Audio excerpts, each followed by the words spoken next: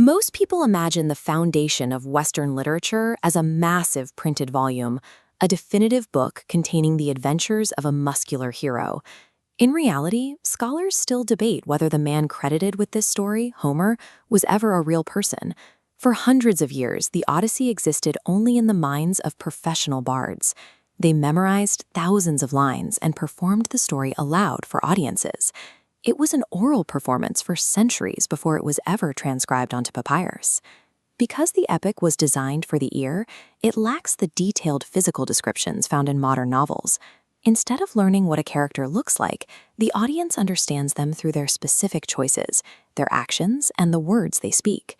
This means Western literature began not with ink and paper, but with voices and the weight of human decisions. To see how those decisions play out, we have to look at the setting of the story, the Greek island of Ithaca. This chart shows the structure of the 24 books that make up the epic. Oddly, the titular hero, Odysseus, is completely missing from the first quarter of his own story, while the focus remains on his son. As the data shifts, you can see that the famous adventures with monsters are actually quite brief. They occupy a small section of flashbacks, while the majority of the poem focuses on family drama, politics, and the rules of hospitality. Because the adventure is actually a domestic political drama, the hero of the story needs to be more than just a warrior with a sword. Homer repeatedly uses epithets for Odysseus that mean clever or of many devices. Unlike heroes such as Achilles, his primary weapon is his mind. This reliance on intellect makes him literature's first great trickster hero. He survives by lying, using his disguises, and outsmarting everyone around him. He famously defeated the Cyclops, Polyphemus, with a single word. He told the giant his name was Nobody. When he blinded the creature, the Cyclops screamed for help by yelling, "Nobody is killing me," leading the other Cyclopes to leave him alone.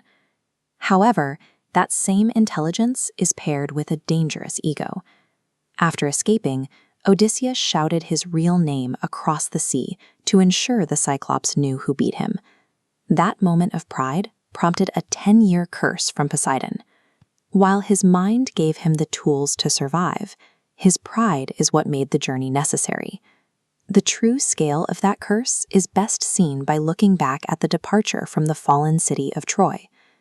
Odysseus left the war commanding 12 ships filled with warriors. 2 decades later, he would return to Ithaca completely alone.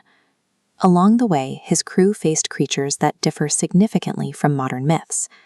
The sirens, for instance, were not fish-tailed mermaids, but terrifying birdwomen.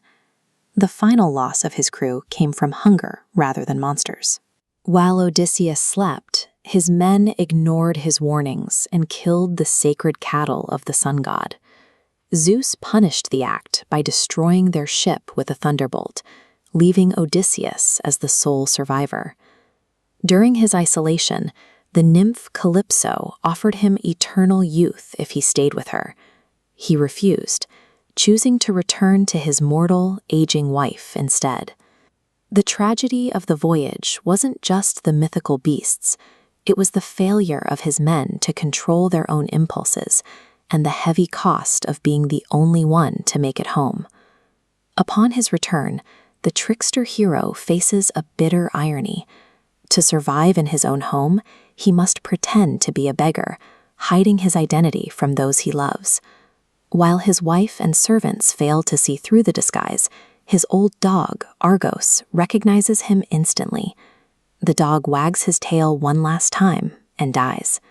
Even his wife, Penelope, remains skeptical until she issues a final test. She orders the marriage bed to be moved. Odysseus protests because he built the bed around a living olive tree rooted in the ground, a secret only the two of them know.